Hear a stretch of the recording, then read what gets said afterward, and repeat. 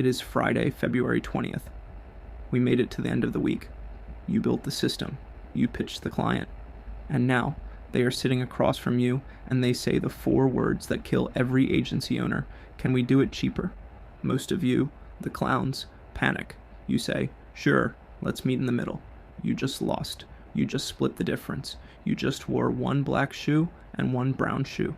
Today, we are reading the book that stops the bleeding. Never Split the Difference by Voss. He was the lead international hostage negotiator for the FBI. He didn't split the difference. You can't accept 50% of the hostages back. You need them all. I'm Drew Meitner. I run NexYear. And when a client asks me to lower my price, I don't argue. I don't compromise.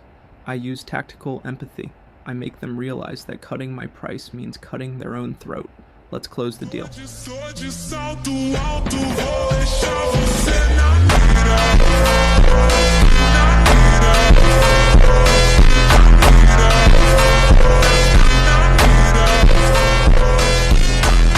back to the Short Game Podcast. I'm Drew Meitner. I want to talk about one of the biggest lies you've been told since kindergarten. It's a lie that is costing you money, it's costing you respect, and frankly, it's making you look incompetent. The lie is win-win. We're conditioned to believe that in business, whether I'm dealing with suppliers for NexYear, negotiating a salary, or just trying to decide where to eat dinner with the boys, that the goal is to meet in the middle. We think compromise is the moral high ground. We think it's fair. I'm here to tell you that meeting in the middle is a sign of weakness and bad math. Let me borrow an example from Voss, the former lead international kidnapping negotiator for the FBI. He wrote the manual on this stuff. Never split the difference. Here's the scenario. I want to wear black shoes. My wife wants me to wear brown shoes. We argue, we debate. Finally, because we're reasonable people, we decide to compromise. We split the difference.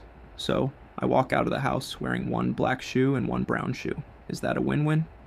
No, that's a disaster. Now I look like an idiot. That is what compromise usually is. It's a lazy way out. It means you didn't do the work to find the real solution. It means you were too scared of conflict or too worried about being nice to actually negotiate. And in my world, if you aren't negotiating, you're just spectating. You're watching your margin get eaten up by someone who was willing to be uncomfortable for 2 minutes longer than you were. Today, we are going deep on how to get exactly what you want without being a jerk. We're going to talk about tactical empathy, and we are going to destroy the idea that you need to surrender to get a deal done. I consume a lot of content, Rogan, Theo Von. I like real conversations. But when it comes to business, I need systems. I don't deal in feelings. I deal in what works. Voss spent decades negotiating with terrorists, bank robbers, and kidnappers. The stakes were life and death. If he split the difference on a ransom demand, someone died. He couldn't afford to be sloppy. He realized that the old school style of negotiating where you pound the table and demand things doesn't work. It triggers resistance. Instead, he developed tactical empathy. Now, don't tune out. Empathy sounds soft. It sounds like something your HR department makes you sit through a seminar for, but tactical empathy isn't about being nice. It's not about agreeing with the other person. It's about understanding their position so thoroughly that you can manipulate the outcome. It is emotional intelligence on steroids. It's about getting into their head, seeing the world through their eyes, and then using that information to get what you want. It's applied people smarts. Here are the 3 tools from the Voss toolkit that I use every single day at NexYear. Tool number 1, mirroring. This is the Jedi mind trick. It is laughably simple, but it works on everyone. Your suppliers, your employees, your friends.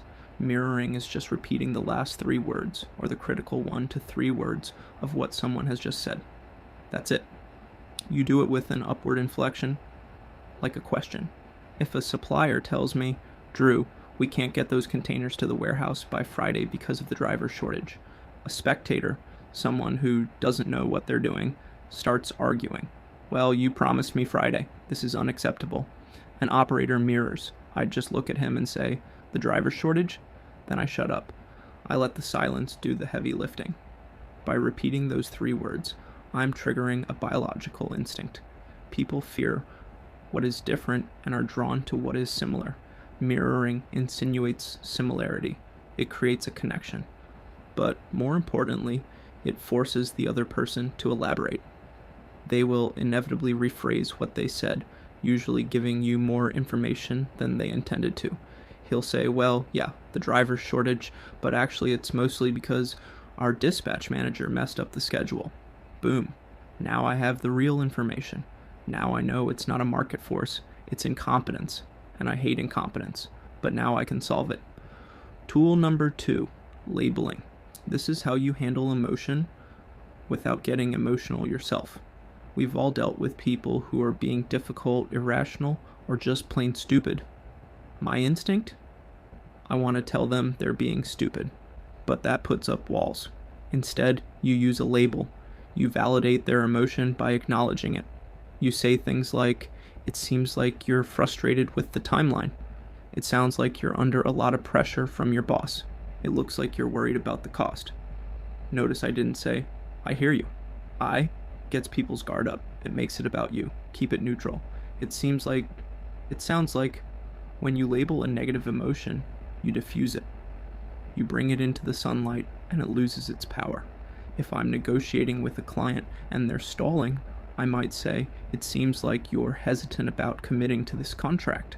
They might say, no, it's not that. It's just that we need approval from finance. Great. Now I know the real hurdle. I'm not guessing anymore. Tool number 3, the power of no. This is my favorite because it goes against everything sales trainers teach you. Most people are obsessed with yes. They want to hear yes. They try to trap you with questions like, do you want to save money? Or do you want to grow your business? I hate that. You hate that. It feels like a trap. It feels like a telemarketer. The real tycoon move, you want to hear no. No creates safety. No makes people feel like they are in control. When you say no, you are protecting yourself. You are maintaining your autonomy. Voss teaches that no is the start of the negotiation, not the end of it. So instead of asking, do you have a few minutes to talk? Which forces a commitment, I ask, is now a bad time to talk? If they say, yes, it's a bad time, I go away. No harm done. If they say, no, it's not a bad time. Boom. I have their full attention. They gave me permission. Or, if I'm trying to get a response from someone who is ghosting me, and we all hate dishonesty and ghosting, that's a lack of integrity, I send this one-line email. Have you given up on this project? That provokes a no. No, I haven't given up. And then they explain why they haven't written back. It works like magic. You have to get comfortable with no. It protects the other person. It makes them feel safe. And once they feel safe, they will actually listen to you. Alright, let's take this out of the classroom and put it into the real world. Let's talk about how I use this at NexYear. We do logistics, we move things. It's a high-stress, low-margin world if you don't know what you're doing. Scenario: I'm sitting across from a potential client. Let's call him the grinder. He wants our service, but he wants a discount. He wants to cut my logistics fee by 15%. Now, the old Drew, or maybe a spectator type, might get defensive. I might start explaining my costs. I might start arguing about value. Or, worse, I might try to meet him in the middle. I give up 7.5%. I lose margin. I lose respect. And frankly, I look weak. Here's the tycoon move. He says, Drew, your price is too high. I need you to come down 15% or I can't sign. I don't say no. I don't say yes. I look him in the eye. I stay calm, using that late night FM DJ voice Voss talks about, and I ask a calibrated question. I say, how am I supposed to do that? Let that sink in. How am I supposed to do that? It sounds respectful. It sounds like I'm asking for help, but actually it is a wall. I am forcing him to solve my problem. I am forcing him to look at my situation, my costs, my service level, the reality of the market, and explain to me how I can cut 15% without going out of business or giving him garbage service. Voss used this on kidnappers who demanded $1 million. He'd say, how am I supposed to get that kind of money?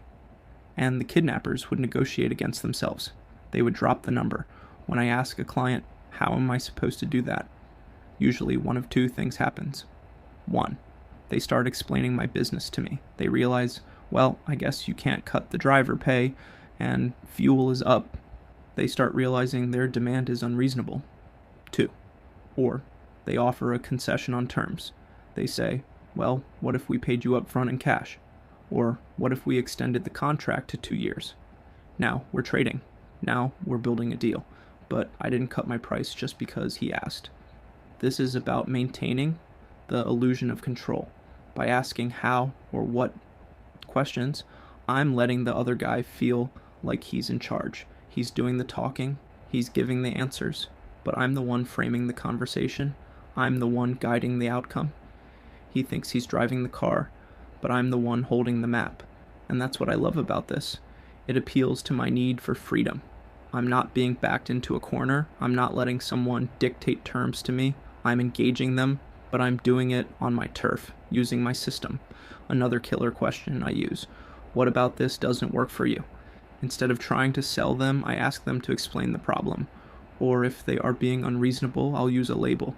It seems like you have a very specific budget in mind that I'm not aware of. It forces them to put their cards on the table.